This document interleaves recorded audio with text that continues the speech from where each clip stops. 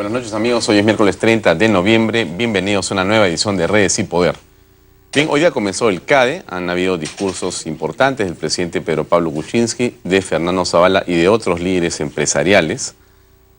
Como ustedes saben, esta edición de CADE tiene una particularidad, que es que varios ministros de Estado, entendemos que 9, están presentes, van a estar presentes, y el presidente de la República también ha señalado que estará bastante tiempo ahí junto con los empresarios. Mientras tanto, el país, por supuesto, sufre el embate de una serie de reclamos y de protestas en diferentes zonas de nuestra República. Hay un hecho que llama la atención y esto ocurrió hace unas horas, cuando una comitiva del gobierno en Andahuaylas ha sido retenida, llamémosle contra la voluntad, por supuesto, de la comitiva. Eso podría calificarse como un secuestro. Y esta comitiva, en la que estaba el Contralor de la República, un ministro de Estado, el ministro de Agricultura y 3 congresistas, ha sido impedida de salir de una reunión que tenían con varios dirigentes.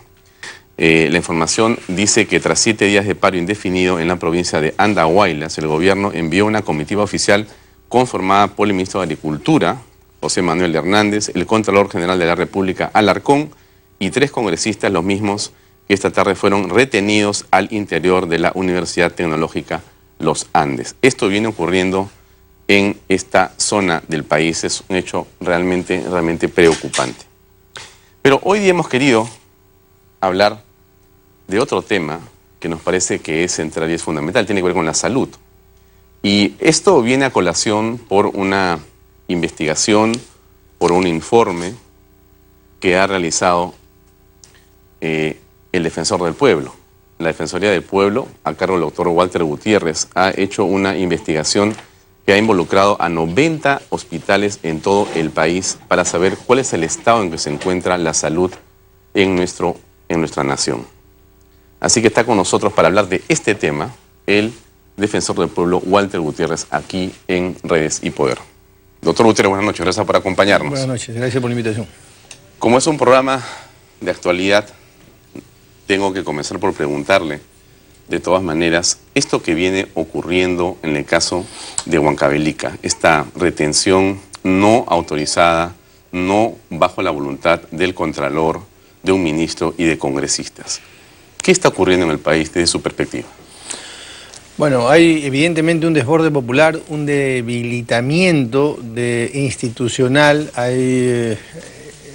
En el último reporte de la Defensoría hemos registrado más conflictos sociales y esto tiene mucho que ver con el último año del anterior gobierno, en el que los temas se dejaron pasar.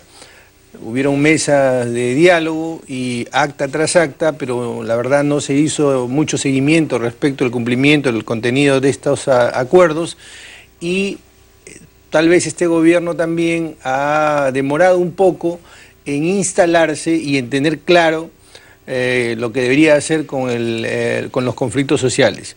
Nosotros creemos que la Oficina de Prevención de Conflictos Sociales de la Presidencia del Consejo de Ministros debería haberse fortalecido aún más, darle estatus de ministerio, de ministro al jefe de la oficina, porque mire usted, en este momento tenemos a un ministro, tenemos al Contralor, tenemos a congresistas, porque quienes encabezan este tipo de protestas quieren tener al frente una autoridad que tenga capacidad de resolución o un cierto nivel en el organismo del Estado para que sus demandas puedan ser debidamente acogidas.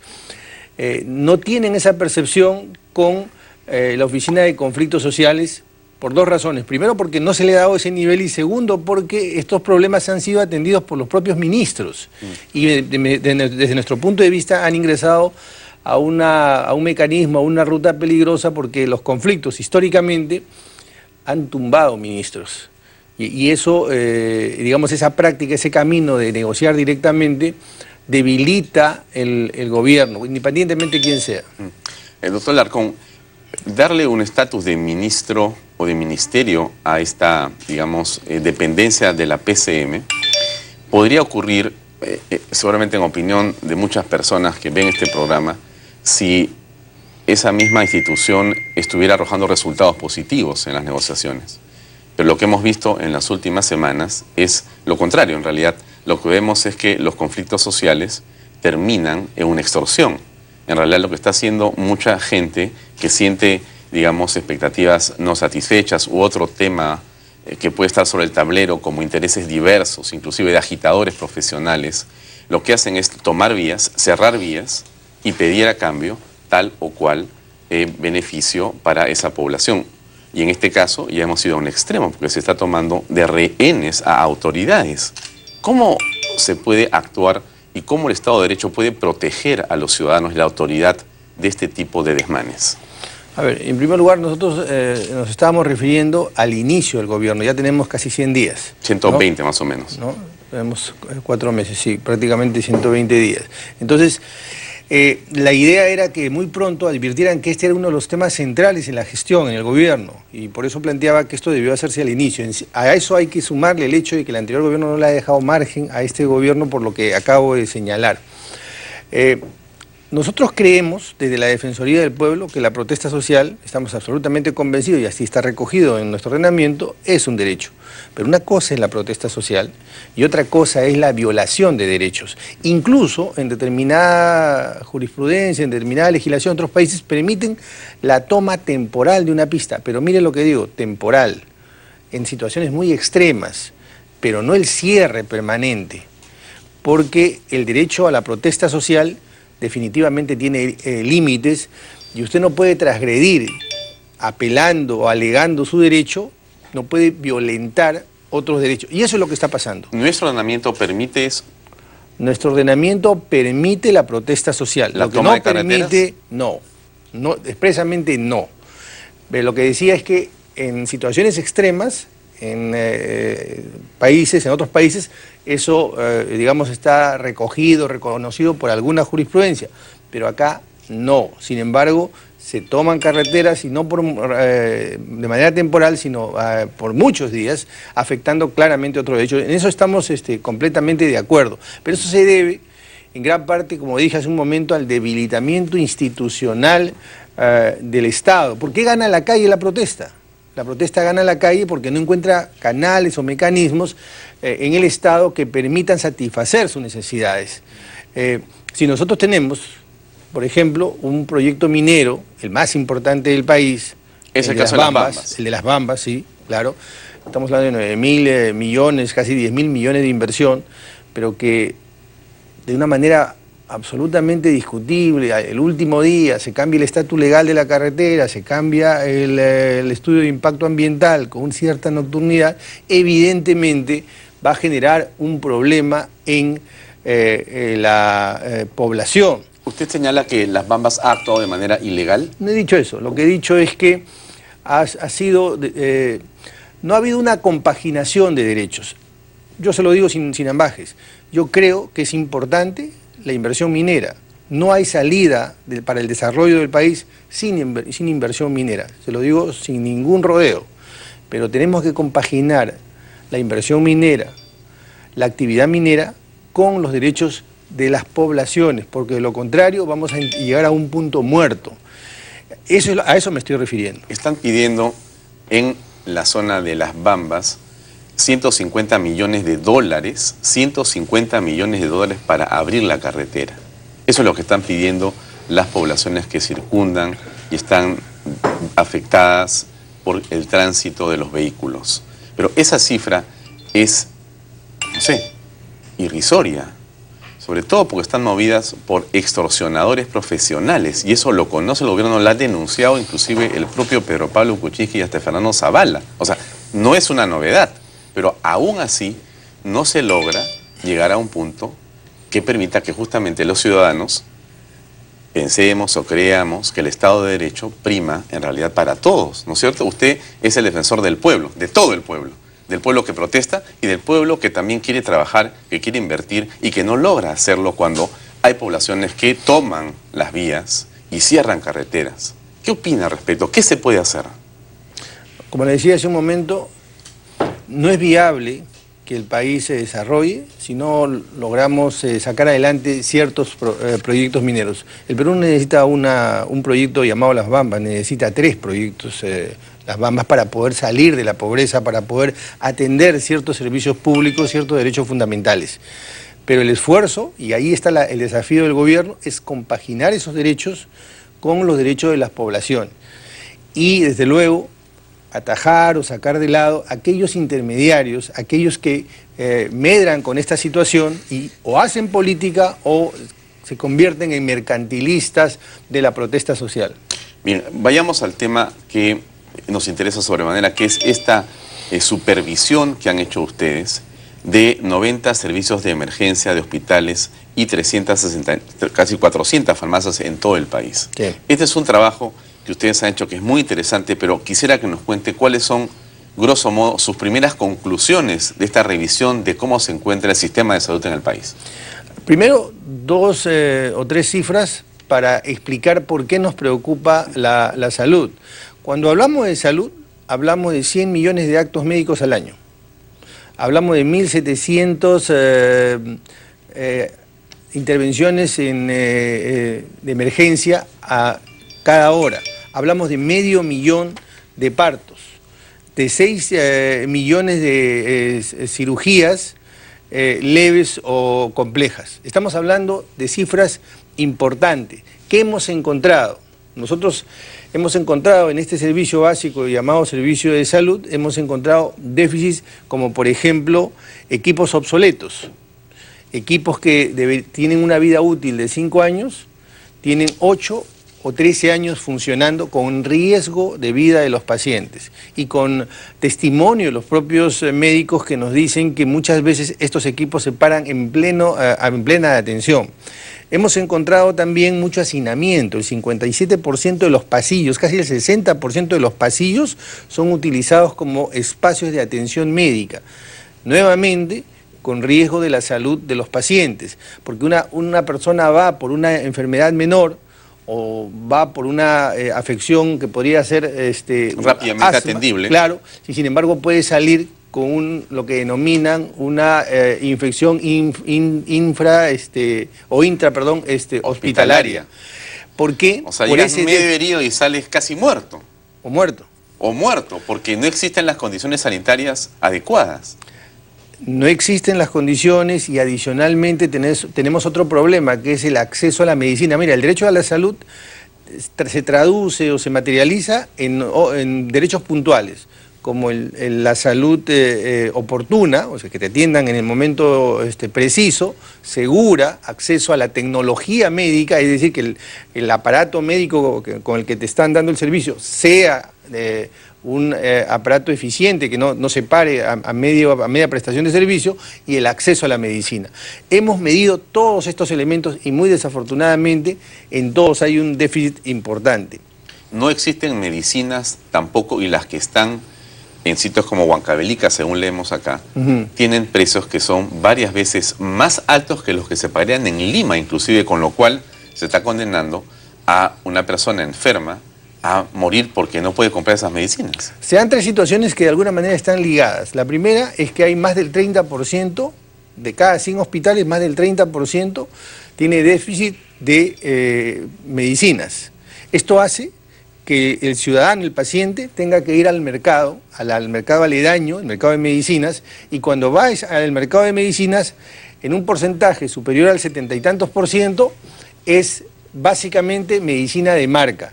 Pero cuando puede acceder a la medicina, al genérico, este genérico cuesta 200 y hasta 300% más. Entonces, advierte que el que más se afecta es justamente el que menos posibilidades económicas tiene. Esta es otra de las cosas que hemos encontrado en esta supervisión, que como bien se señaló hace un momento, se ha hecho en 90 hospitales de todos los sistemas, porque el sistema de salud está compuesto por subsistemas, es salud, sanidad, los propios hospitales regionales. Todos han sido supervisados, son en los 24 departamentos en el país. Ahora, esto que usted ha, digamos, descubierto con esta supervisión, le lleva a pensar ¿qué? Porque esto que está mal logrado, esto que no funciona, esto que es ineficiente, tiene algunos responsables. ¿Quiénes son los responsables de que estos hospitales estén en el estado en que se encuentran en la actualidad y que usted ha encontrado en esta supervisión? Uno de los problemas, no lo hemos dicho con ocasión de esta supervisión, sino a propósito prácticamente de toda la actuación del Estado, uno de los grandes problemas es la ineficiencia del Estado. El Estado no tiene parámetros de eficiencia y la ineficiencia a menudo viene aparejada con corrupción. Cuanto más ineficiente es el Estado, más posibilidades hay de que se introduzca la corrupción. Esto no solo sucede en el sector salud, también sucede en la justicia. Cuanto más demoran los casos, cuanto menos transparentes son, más posibilidades hay que se introduzca la corrupción también en el Servicio de Administración de Justicia. Aquí no pasa cosa diferente. Es ineficiente el Estado porque, fíjate, el Estado ni siquiera tiene data dura, data confiable para poder coberturar el servicio de salud. En San Juan del Lurigancho, 1.200.000 ciudadanos hay en San Juan del Lurigancho. Hay un hospital que solo tiene 112 camas y es un hospital de nivel 2 de complejidad y deberíamos tener ahí por lo menos 2 o 3 hospitales de nivel 3. ¿Por qué? Porque no se conoce ni siquiera la demanda, no se conoce la oferta, no se conoce el déficit. Una de las tareas de la Defensoría es crear información, generar información para que a partir de ahí se puedan establecer políticas públicas en el sector salud. Ese es uno de los propósitos de esta supervisión.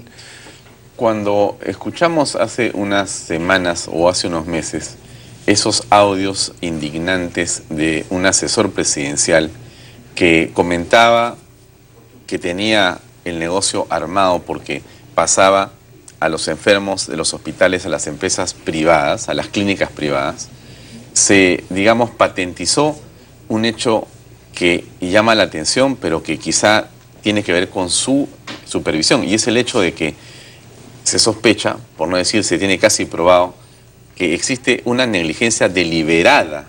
Esas máquinas están malogradas deliberadamente para que los servicios se presten en clínicas privadas. ¿Algo de eso puede concluir usted?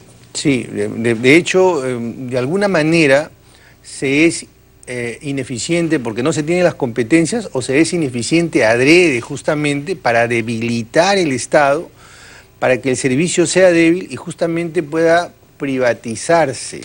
Yo no estoy en contra de la privatización, yo creo en la privatización, yo creo en la economía de mercado, pero también creo en un Estado fuerte, en un Estado que pueda supervisar, en un Estado que haga eficiente que el servicio de salud en manos de privados también esté suficientemente controlado. Lo que pasa, o lo que sucedió en el caso de este asesor, es justamente que la ineficiencia del Estado era, digamos, premeditada, con el propósito de trasladar esto al sector privado para poder medrar con esa situación. Bueno, esto nos llevaría a pensar, doctor Gutiérrez, que quizá su próxima supervisión debería ser justamente de las clínicas privadas, para ver qué porcentaje de sus ingresos vienen de esas máquinas malogradas del sector de salud del Estado. Nosotros vamos a supervisar los servicios públicos, estén en manos del Estado o estén en manos de los particulares. Sean colegios públicos o colegios privados, sean clínicas o sean hospitales. Y si alguna empresa privada no nos los permite, iremos de la mano de Indecopi, iremos de la mano de su salud o iremos de la mano de la UGEL si se trata de colegios.